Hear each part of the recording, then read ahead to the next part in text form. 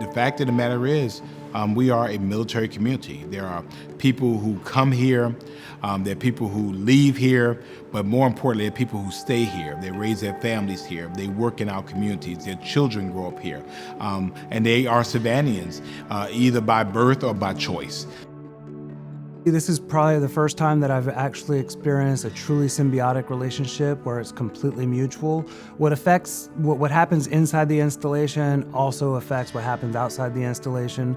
The community here from coastal Georgia, from here all the way to Savannah, it is truly an integrated relationship with the communities. Having been raised here, all my life I've been around the military, so it's just a natural.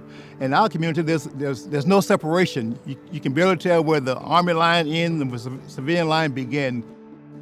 Fort Stewart Hunter Army Airfield is actually the largest installation east of the Mississippi. This will be the first time in 20 years where all the units, all the brigade-sized elements will be in Fort Stewart all at the same time. Because over the course of the past 20 years, we've been involved in all the operations in Iraq, Afghanistan, in Korea. We've been involved in pretty much every operation the Army has had over the past 20 years. Deployment and welcome home ceremonies are a big part of our community. Most recently, as mayor, as folks coming back after being in the Middle East, they're getting off this huge plane, and I mean, it looked like they would never stop. They're coming down the stairs, and because of COVID, I'm giving elbows. And when I got finished, my arm was hurting me because I'm just giving so many elbows. But the fact was to be able to stand there as mayor of this city and say thank you and welcome home. We're proud of what you've done.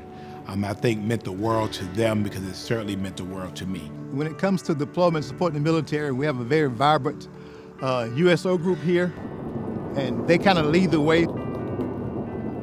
So our mission here in coastal Southeast Georgia is to support service members and their families and to keep them connected to home, family, and tradition.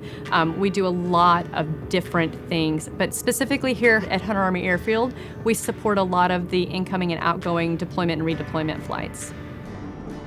We come and we set up our table. We want to supply them with necessities that they need. We want to have refreshments for them. Sometimes the troops are here for 3 hours before they deploy. Sometimes they're here for over 12 hours. Just recently they were here for 3 days. So we want to support them the best way that we can. Ready to go. Yep. We always have the American flag, whether they're deploying or whether they're returning. And we want them to know that they have been appreciated. Each deployment and redeployment is unique in itself. Some of the times the troops will get off of the plane after being deployed for 9 months to a year, and they'll come down the stairway and they'll actually get down on their knees and kiss the ground, which is just, it brings tears to your eyes sometimes. Families, go get your soldiers! Coming back from a deployment is very welcoming. It's enjoyable just to see it and like, hey, I'm finally home, I'm done. And then especially here, they had a huge ceremony.